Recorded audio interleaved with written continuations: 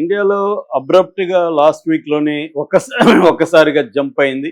అంతవరకు 257 కేసులుంటే last week అంటే నిన్నటికి టోటల్‌గా 1009 కేసులు నిన్నటికి బయటికొచ్చాయి.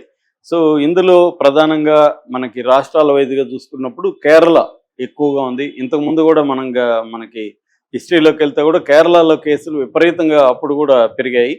సో, అలాగే ఇప్పుడు కూడా కేరళలో 430 కేసులు నిన్నటికి బయటకొచ్చాయి. దీని తర్వాత మహారాష్ట్ర కూడా లాస్ట్ టైం కూడా ఎక్కువొచ్చాయి కరోనా కేసులు. మహారాష్ట్రలో 209, ఢిల్లీలో 104. ఈ 3 రాష్ట్రాల్లో ఎక్కువున్నాయి. ఇవి కాకుండా నెక్స్ట్ గుజరాత్‌లో 83 ఉన్నాయి. తమిళనాడులో 69, కర్ణాటకలో 47, ఉత్తరప్రదేశ్‌లో 15, వెస్ట్ బెంగాల్లో 12, హర్యానా 9, రాజస్థాన్ 8, ఆంధ్రప్రదేశ్ 6, తెలంగాణ 1, మధ్యప్రదేశ్ 2, సో ఛత్తీస్గఢ్ 1, గోవా 1. ఇది ఇప్పటి వరకు గవర్నమెంట్ ప్రకటించిన లెక్కలు. ఇందులో గవర్నమెంట్‌కి అంటే డేటా లేని కేసులు కూడా బోల్డ్ ఉన్నాయని చెప్తున్నారు. ఇది ఎప్పుడూ ఉంటుంది. ఎందుకంటే మనకి 10 కేసులు బయటపడితే బయటపడని కేసులు వందల్లో ఉంటాయి. అందరూ పోయి టెస్టులు చేసుకోరు.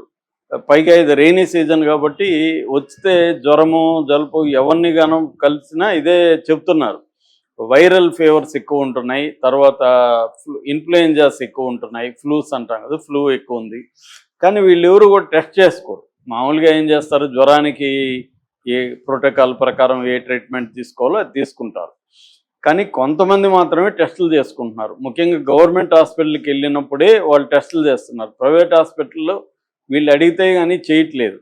సో కాబట్టి రెండోది దానికి ఎక్కువ ఖర్చు, మళ్ళీ డబ్బులు ఖర్చు అవుతుంది కాబట్టి వీళ్ళు కూడా ఎందుకులే, కరోనా లేదేం లేదు మాకు తెలుసు ఇవన్నీ అన్నట్టుగా వెళ్ళిపోతారు.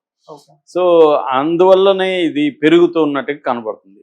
నిన్న మనకు ఆల్రెడీ ఆంధ్రప్రదేశ్లో విశాఖపట్నంలో 28 ఏళ్ల మహిళకి, మద్దెలపాలెం మహిళకు వచ్చింది.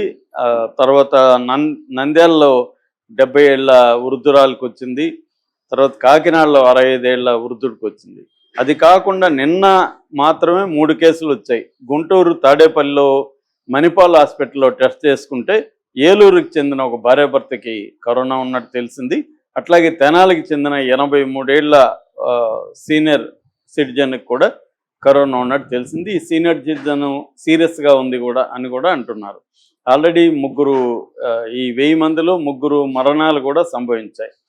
సో ఆంధ్రప్రదేశ్లో 6 కేసులు అయితే ఇప్పటివరకు నమోదైనాయి. తెలంగాణలో మాత్రం మన కూకట్పల్లిలో, హైదరాబాద్లో కూకట్పల్లిలో ఒక కేసు మాత్రం ఇక్కడ కనిపిస్తుంది.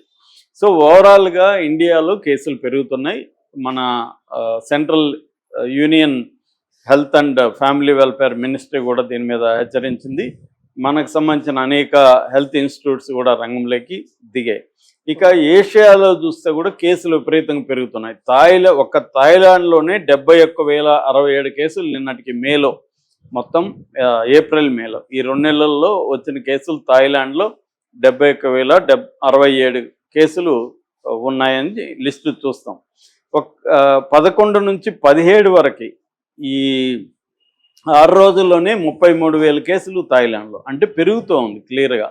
ఒక బ్యాంకాక్ సిటీలోనే 6,290 కేసులు ఉన్నట్టుగా చెప్తున్నారు.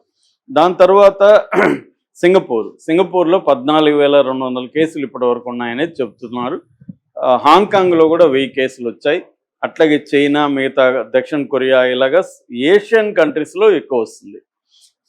అయితే దీని పాజిటివిటీ రేటు, అంటే టెస్ట్ చేసుకున్న వాళ్ళలో ఎంతమందికి పాజిటివిటీ వచ్చిందంటే ఇండియాలో మాత్రం ఇప్పటికి కూడా తక్కువే ఉంది. అదే నేను చెప్పిన సింగపూరు ఇక్కడంతా కూడా 28-30% పాజిటివిటీ రేట్ ఉంటే ఇండియాలో 12% ఉంది. కానీ ఇది రైజ్ అవుతూ ఉంది రోజు రోజుకి.